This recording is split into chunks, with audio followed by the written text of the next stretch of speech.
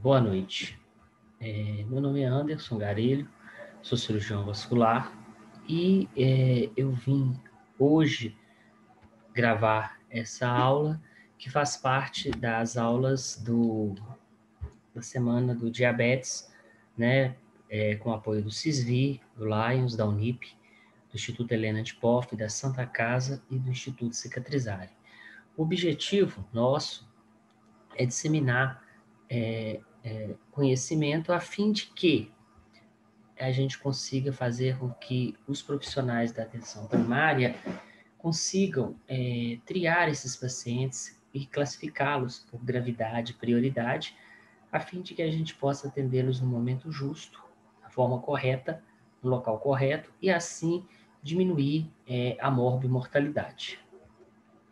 Eu não tenho nenhum conflito de interesse direto, né? Eu sou cirurgião vascular, trabalho com feridas, né, e com a cirurgia vascular, e sou diretor técnico do serviço Linfas Gerais, que é um serviço que prestação de serviço médico em cirurgia vascular e consultoria. Bom, então nós temos que agora tentar abrandar a nossa mente.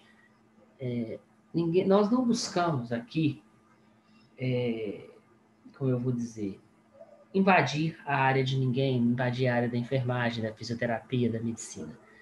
Nós sabemos que esses profissionais de saúde trabalham todos com o mesmo paciente. E o interesse comum desses profissionais de saúde é o bem-estar do paciente.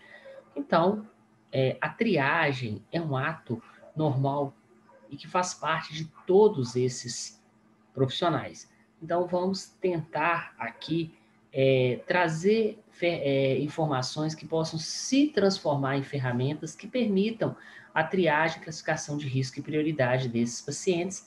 O nosso foco é a insuficiência venosa nessa colocação de hoje. Importante a gente ter noção de que conhecimento é diferente de informação. Então, com a tecnologia, muita gente tem confundido informação com conhecimento. Conhecimento é a capacidade que você tem de pegar essa informação que existe, transformar em algo útil, aplicável, aceitável do ponto de vista de custo e do ponto de vista moral dentro da sua realidade, que pode ser diferente da minha.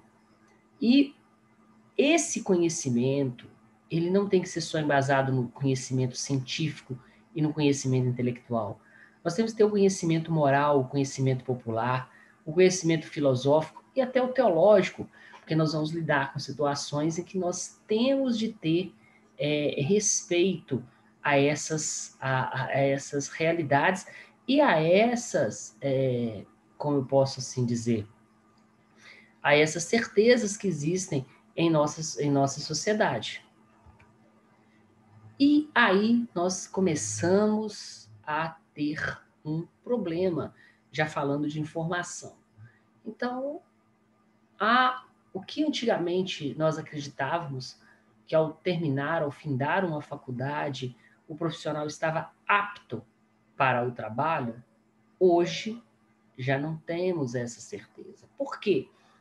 Nós temos de entender que o percurso formativo de um profissional de saúde passa pelo cursar, pelo formar, pelo qualificar e pelo capacitar. Assim, esses títulos de especialista, esses certificados de especialista que muitos colegas têm, ele não é suficiente para garantir a capacidade para o exercício da profissão.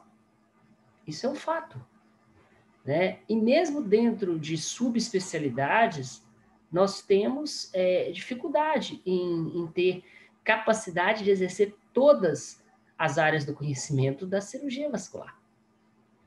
Então, senhores, vamos lá. Cursar é fazer um curso. Você fez um curso de direito, você frequentou, você participou, você se fez presente. Formar é você concluir esse curso com as médias, cumprindo os objetivos que foram traçados na sua grade curricular.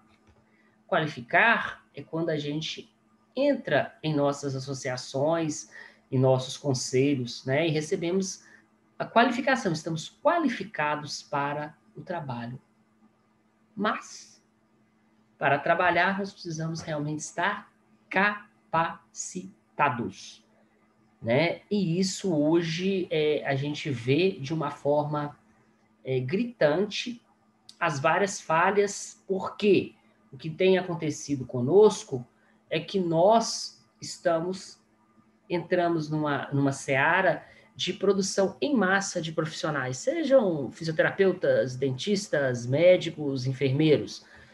E essas profissões não são profissões, são ofícios.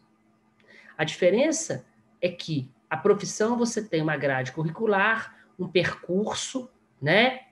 E que você depende de algumas coisas que a gente cita aqui nesse slide, mas que são bem definidas nisso. Você precisa de habilidades intrínsecas, você precisa de um volume de trabalho, de experiências, de vivência do assunto que você milita, e você precisa de um tutor.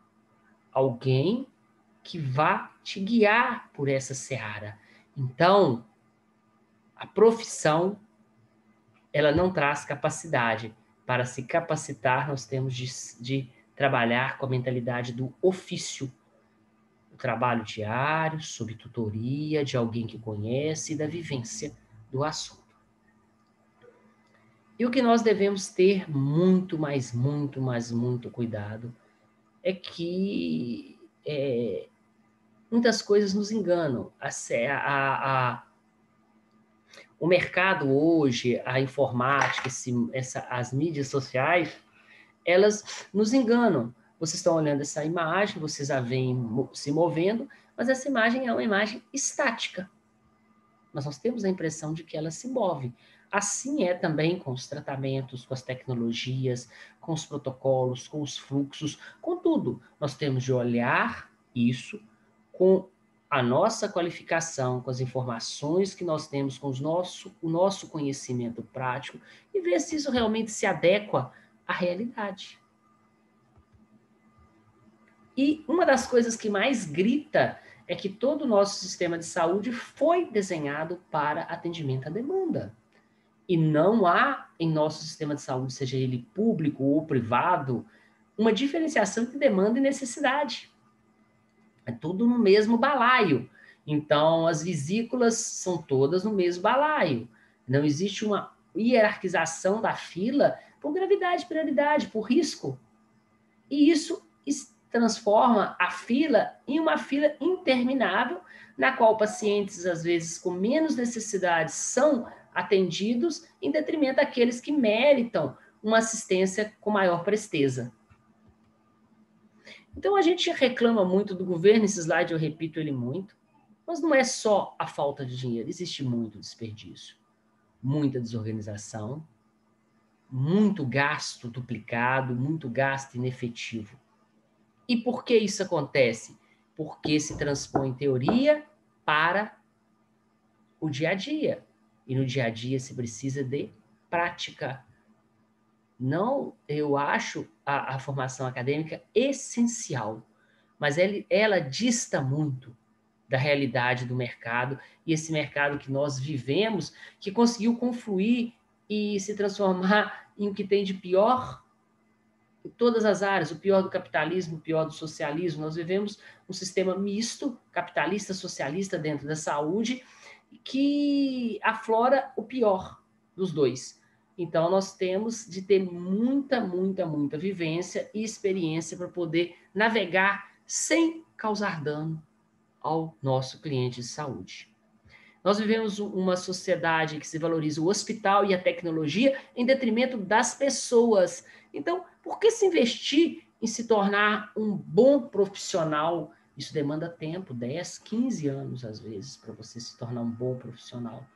Sendo que o que a sociedade valoriza é a ressonância, é a câmara hiperbárica, é o curativo a vácuo, e não o olhar do profissional, não as mãos do profissional.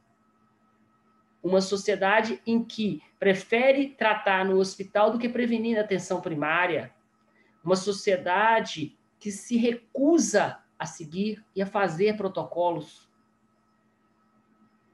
porque isso dificulta esquemas.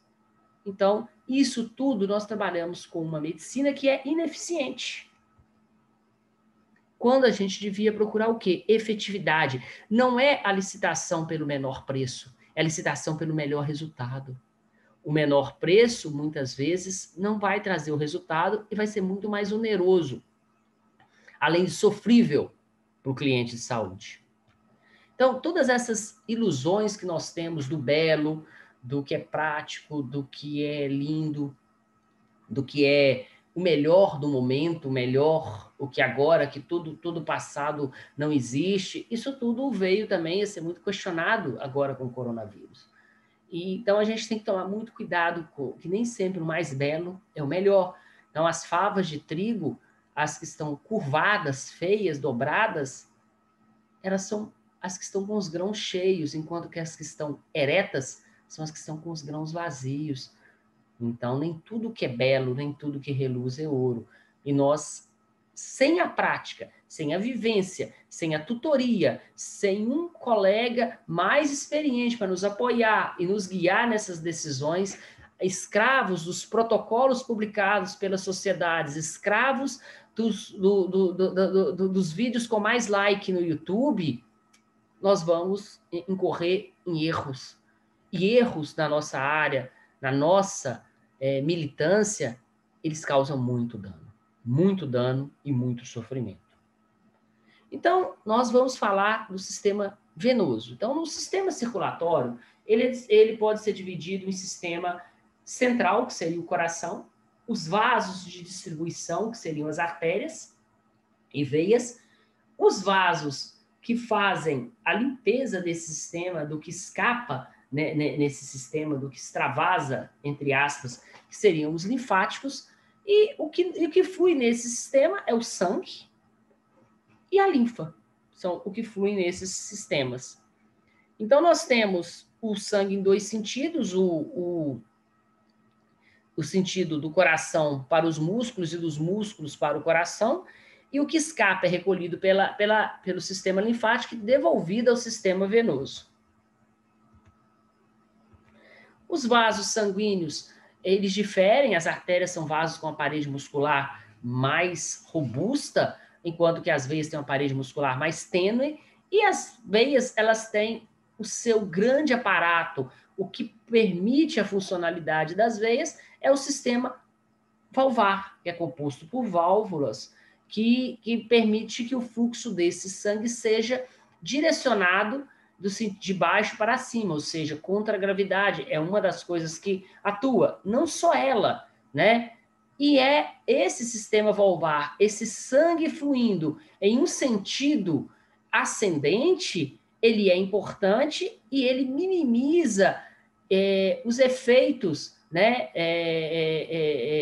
que a gente pode ter do sangue fluindo em sentido contrário, que seria a dilatação da veia, a alteração da pele e as úlceras, né? Tudo isso acontece quando o sangue flui em sentido oposto ao que é fisiológico. O sistema venoso, ele basicamente ele se divide em um sistema profundo, que passa na intimidade dos músculos, superficial, que passa acima das fáscias, né, acima da fáscia, com o subcutâneo ali, são as veias que nós vemos, a safena.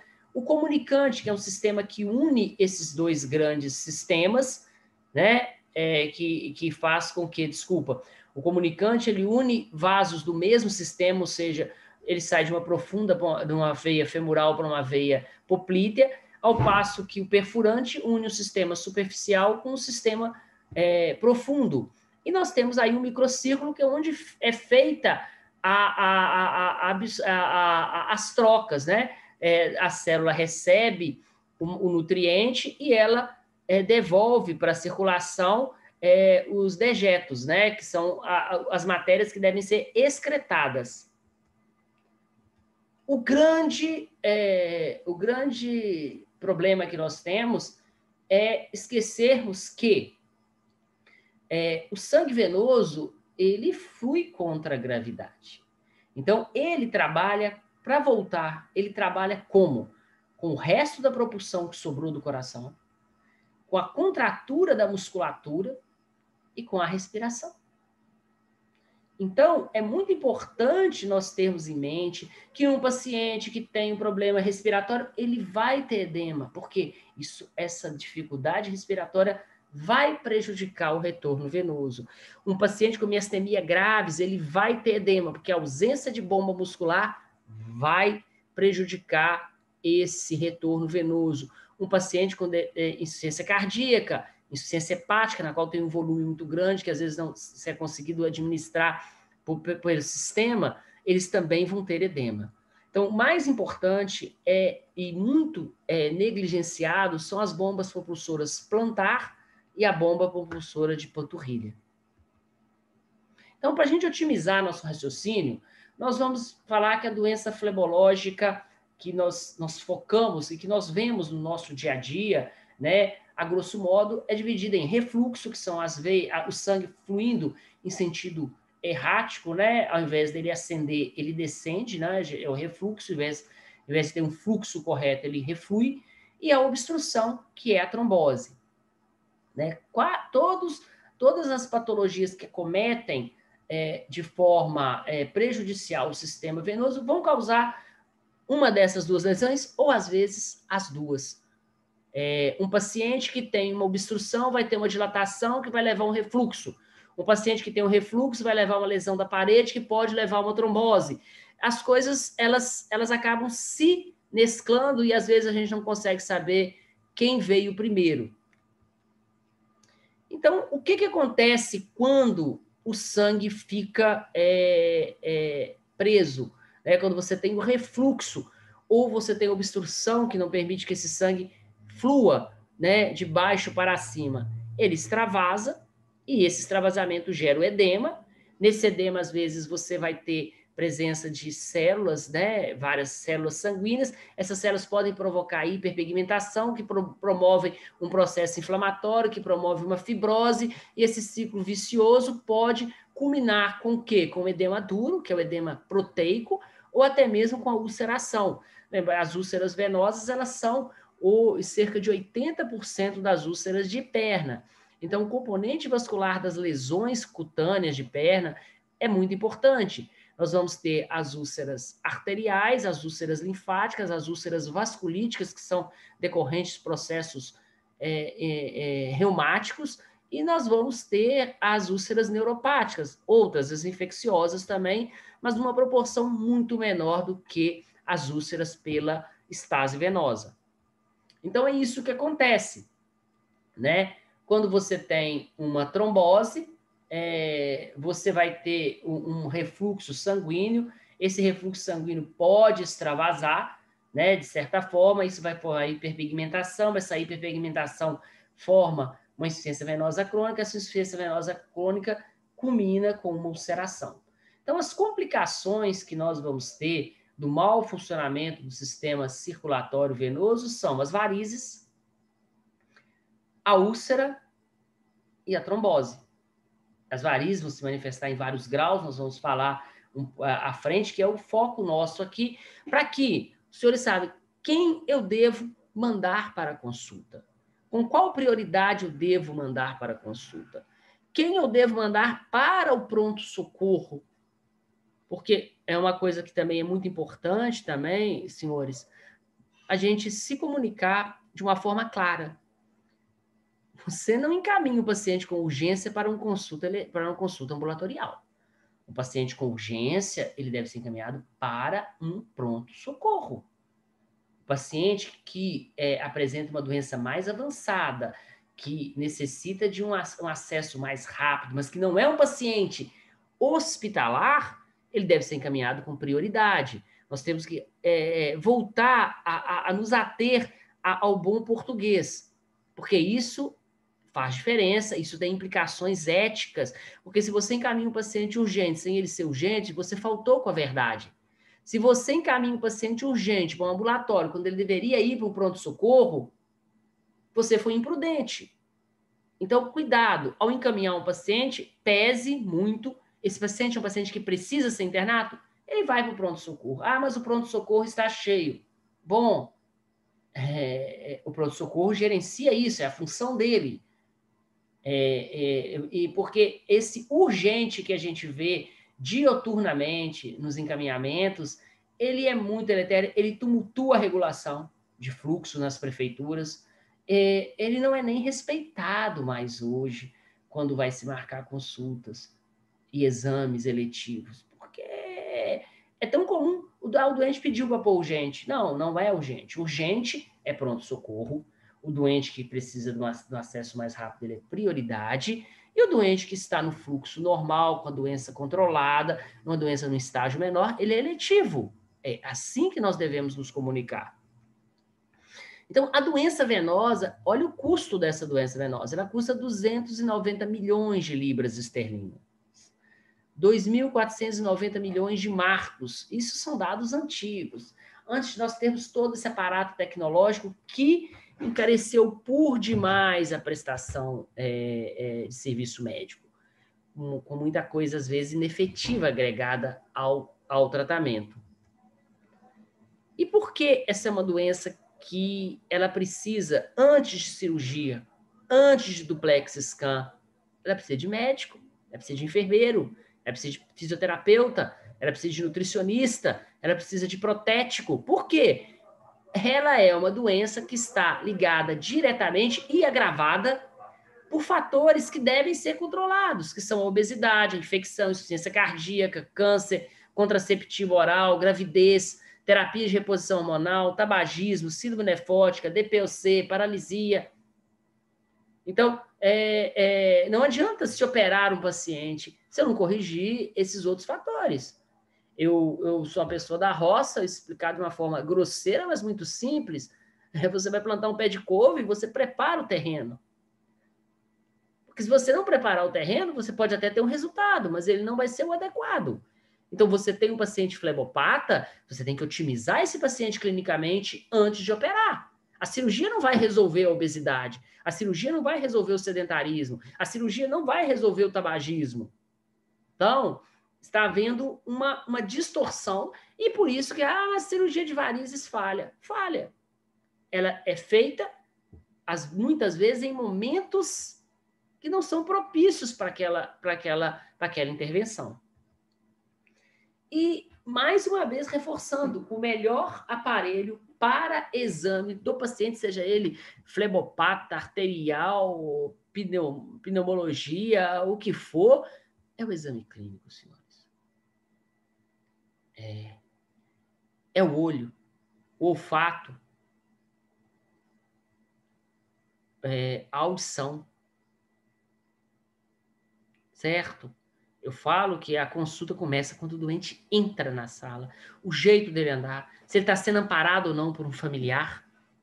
Isso tudo vai mudar a perspectiva de abordagem desse cliente. Então, quando o cliente entra na sala, adentra a sala, você tem que olhar esse doente. Você tem que sentir o cheiro para você ver se esse doente está urinado, se esse doente está tendo um cuidado ruim de higiene domiciliar, se uma ferida está infectada. Antes de você dirigir a palavra com o olhar e com o olfato, você consegue já ter informações sobre esse doente. E o que é que você verifica no paciente que tem uma doença, que você suspeita uma doença venosa? Tem varizes? Tem edema? Tem alterações da pele? Tem alguma tumoração, hemangioma, uma coisa do gênero? É isso que você tem que ver. Palpar esse membro. É um edema mole? É um edema duro? Porque isso vai diferenciar a abordagem, certo? Tem um endurado, uma veia com endurado? Esse membro está quente? Esse membro está frio? É isso? E aí, após isso, você vai poder estabelecer, usar a classificação CEAP. A classificação CEAP é uma classificação que ela é clínica, né? O C de clinical, o E de etiologia, o A de anatomia e o P de patofisiologia. Nós ficamos no dia a dia, na unidade básica, no nosso ambulatório, com o C. Porque ele vai estabelecer gravidade, prioridade. Então, as varizes vão de 0 a 6. 0, o paciente que não tem nada. Ele não tem varizes. Você não vê varizes nesse paciente. 6, o paciente que está com uma úlcera em atividade de etiologia venosa. O 5, um paciente que teve uma úlcera venosa. O 2, o paciente que você vê varicosidades. O 4, o paciente que está com alteração da pele, que pode já ser uma lesão pré-ulcerativa. O 3, o paciente que está com a perna edemaciada. Então, a gente tem que acolher e fornecer acesso ao tratamento do 6 para o 0. E não erraticamente, todos no mesmo balaio, ou atender o paciente 0 antes do 6. Porque esse paciente 6, ele está custando curativo, ele está sofrendo, ele está afastado pelo INSS, ele está tendo internações. Então, eu preciso abordar esse paciente, resolver esse problema, tem o risco ainda da malignização.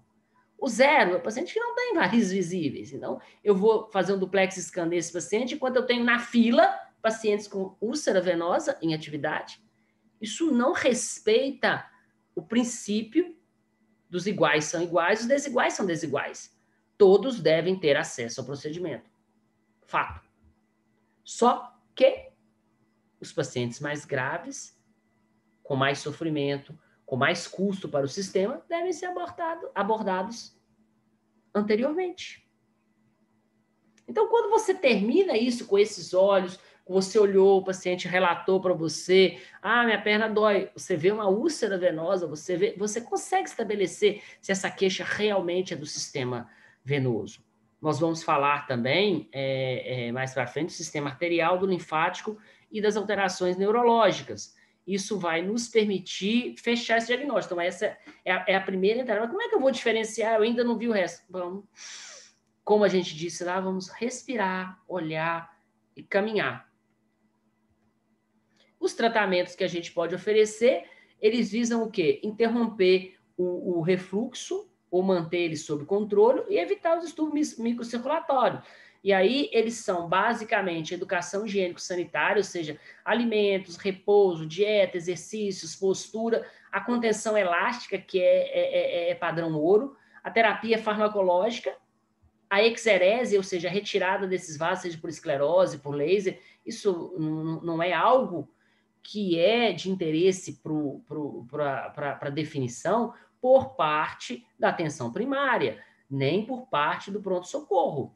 O que a atenção primária tem por foco é a educação higiênico-sanitária, as medidas que podem ser tomadas naquela unidade, né? Uma terapia farmacológica, deixar a contenção para o especialista, porque existem limitações de acordo com o índice tornozelo-braço, e mais para frente a gente vai ver. Então, você tem que ter uma segurança de que esse paciente não tem um componente arterial. Quando a gente tiver essa segurança, ok. Agora, se opera, não opera, isso é algo que compete ao especialista. Voltando a dizer, as varizes ela tem uma incidência monstruosa. Nem todo mundo opera. E nem todo paciente que tem varizes, o sintoma que ele apresenta é das varizes. Então, porque eu achei uma variz e um paciente tem uma hérnia de disco, eu opero essa variz? Não, eu trato a hérnia de disco. Depois eu discuto se eu opero essa variz. Então, você tem que, como a gente falou, tudo é muito calmo. Nós estamos agora no primeiro módulo, ainda faltam mais 2 módulos, que é o arterial e o módulo de neuropatia, para a gente poder tentar entender o que está acontecendo. Então, a gente lembra, mais uma vez, 80% das úlceras de pernas são consequência da insuficiência venosa crônica, que pode ser primária, causada por alterações da própria parede do vaso, ou secundária, por uma trombose, por um hemangioma, por uma compressão. Isso aí a gente vai definir. O que eu tenho que definir é: esse paciente tem queixas compatíveis com doença venosa? Sim. Em qual grau de doença venosa ele se encaixa na CEAP? Essa é a resposta que eu tenho que ter. Então, lembrando aos senhores que a CEAP, ela vai de 0 a 6, no qual o 0 não tem, 1 são as microvarizes, o 2 as varizes, o 3 a perna edemaciada, o 4 a perna com alteração da pele, que pode ser 4A com alterações pequenas e 4B com alterações significativas, o 5 o paciente que teve uma úlcera e o 6 o paciente que tem uma úlcera em atividade. Então, olhe, C1, fácil, microvarizes, C2, varizes, C3, o edema, o C4, a alteração da pele, o C5, uma cicatriz de úlcera, e o C6, uma úlcera em atividade. Muito paralelamente a uma das queixas que o doente flebopata vai ter é o edema, mas esse edema também pode ser um edema linfático. O edema linfático, ele pode ser, você vê aí, é um edema característico, um edema que deforma o membro, tá? Ele deve ser diferenciado dos outros edemas, o edema de origem cardíaca, origem renal, origem hepática, né? E os edemas nutricionais. Mas quando você vê um membro com esse grau de deformidade, não tenha dúvida, é um linfedema, nem que pode ser um linfedema secundário, insuficiência venosa também, e o linfedema mais comum no nosso país é o pós-linfangítico, ou seja, pós-erisipela. Os edemas que não são secundários à intervenção médica, o edema que mais predomina no mundo é o edema pós-mastectomia. Então, o edema também, ele é indicado o edema que o paciente, você não vê o edema que é perceptível só quando você examina, o edema que regride com o repouso, o edema que não regride com o repouso e o edema que deforma o membro. Isso vai fazer com que nós possamos dividir os pacientes em um paciente que você não tem o edema, ou que tem um edema muito discreto, é um paciente eletivo. Você pode ter uma dúvida, o componente vascular, sim, quero encaminhar. Ótimo, de forma eletiva. O paciente que tem um edema persistente, um edema que dura durante todo o arco do dia, só regride com repouso, descartadas outras causas clínicas, ou depois de otimizadas outras causas clínicas e ele continua existindo, vamos encaminhar com prioridade. E o paciente com um linfedema que deforma o membro, um linfedema que não regride, ele tem que ser encaminhado com uma prioridade mais acentuada. Nas varizes, nós vamos trabalhar da mesma forma, senhores. O paciente C1, né, não encaminhar. O paciente, desculpa, CAP C0, não encaminhar, o slide ficou errado. O C1, ele não tem fator de risco para doença venosa, para trombose, para reumatopatia, não deve ser encaminhado. O C2 e C3, se o paciente tem varizes, tem a perna inchada, ele é eletivo.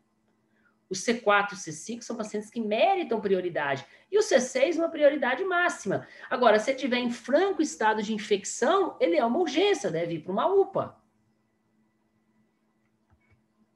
E a trombose, que também é uma outra doença, a gente tem a trombose, se o paciente tem, o que a gente deve ver é o seguinte, existem sinais clínicos de trombose, edema, dor. Esse paciente tem fatores de risco para trombose? É o que a gente tem que pesar no nosso pronto-socorro, aí, e mesmo na nossa unidade básica. Então, o paciente que tem fator de risco, tem sinais e sintomas, existe uma grande suspeição de trombose, é um paciente que deve ser encaminhado com urgência. Esse paciente deve ir para uma UPA, para um pronto atendimento. Um paciente que tem fator de risco, tem sinal ou sintoma, a história não é muito compatível, existem outras doenças que podem justificar isso, ele deve ser avaliado com prioridade. Agora, o paciente que tem queixa inespecífica, minha perna dói, minha perna incha de vez em quando, ele é um paciente eletivo, porque essas queixas são inespecíficas. E a erisipela, senhores, que também é outra doença que caminha junto com as veias. Então, junto com a doença venosa, caminha a doença linfática, a trombose, que também é uma doença venosa, e as erisipelas. Lembrando que as erisipelas têm uma mortalidade, senhores, uma morbidade de 20%, ou seja, com risco de amputação e óbito em pacientes com fatores de risco, diabéticos, imunossuprimidos. Então, não é uma coisa para se conduzir de uma forma tranquila, né? Erisipela, ela pode ser uma manifestação de uma infecção na pele, acometendo o sistema linfático, e ela pode se manifestar com sintomas como cefaleia, calafrio, náusea, vômito, sinais, dor, edema, adenite, bolha, flictema, e com complicações, necrose, úlcera, supuração e osteomielite. Então, o paciente tem fatores de risco, né? Ele não tem fator de risco. A área acometida é membro inferior ou superior. Vermelhidão, estria, náuseas, ausente, tudo ausente é um sintoma leve, ele deve ser tratado e encaminhado eletivamente. O paciente, ele tem fatores de risco, a área acometida é uma região perineal, ele tem bolhas, né? Ele tem já algum sintoma, ele deve ser encaminhado com prioridade máxima, porque isso é uma erisipela moderada a grave. Agora, quando essa erisipela é grave, apresentando necrose, sinais e sintomas exuberantes, acomete face, né? Acomete a região perineal, ela deve ser encaminhada com urgência máxima, porque existe o risco de vida, sim, nesses casos. Tá? Nós temos uma ficha de avaliação que nós disponibilizamos de lesão, lesão cutânea. É um trabalho que a gente vem realizando junto com o CISV e o Lions. A gente ainda está numa fase inicial, a gente pode responder essas avaliações. E esses dados, né, que a gente quer que fique para os senhores, muito importante, mais importante aqui é a CEAP. Depois, critério de gravidade e prioridade em trombose, critério de gravidade e prioridade em erisipela, critério de gravidade e prioridade em linfedema, critério de gravidade e prioridade em varizes. Isso deve ser feito. E tudo isso é feito com o quê, senhores? Com olhar, com escutar. Né? A CEAP, as alterações, a erisipela grave, ela cometendo face, paciente com sintoma rico. Então, é isso que nós devemos avaliar. Né? Então, a gente tem que parar de esperar. Nós não podemos continuar depositando o futuro de uma nação e o futuro dos nossos filhos nas mãos de um governante ou outro. Nós não precisamos de heróis, nós temos de ser os heróis, nós temos que mudar a história. Com mudanças simples, com mudanças de postura, com atitudes respeitosas, né? Nós precisamos resgatar o respeito entre as profissões de saúde. A gente vocês não têm ideia da complexidade que é cada uma profissão do outro, olhar a outra profissão com muito respeito. Sem um fisioterapeuta, eu não consigo tratar um linfedema. Sem um estomoterapeuta para me ajudar com minhas feridas, eu não consigo conduzir essas feridas adequadamente. Sem um cirurgião com experiência, com vivência em ferida, para realizar um debridamento no momento justo, ou às vezes falar, olha, não dá, vamos para amputação, esse paciente vai evoluir mal se a gente insistir nesse salvamento. O paciente vai ter um desfecho adequado. E são competências que eu nunca vou ter uma competência de um fisioterapeuta, eu nunca vou entender como se faz o SAI, uma sistematização de assistência de enfermagem. Eu tenho noção do que é, e respeito muito todas essas profissões, um nutricionista ao nosso lado, terapeuta ocupacional, protético. Hoje eu recebi um paciente que se tratava há um tempo com ortopedista, inclusive, e me procurou porque a dor na perna era muito intensa e ele veio para operar de varizes. Ele tem uma alteração venosa, realmente, no ultrassom, mas a alteração não justificava o quadro clínico desse paciente. Eu fiz uma baropedometria e uma escanometria de Faril, e ele tem 2,3 centímetros de diferença entre os membros. Ele colocou a palmilha e as dores pararam. Ele vai ser operado no momento justo. Mas primeiro eu optei por tratar esse paciente. Então, vamos olhar o paciente como um todo. Sem essa palmilha, a minha cirurgia de varizes seria um insucesso.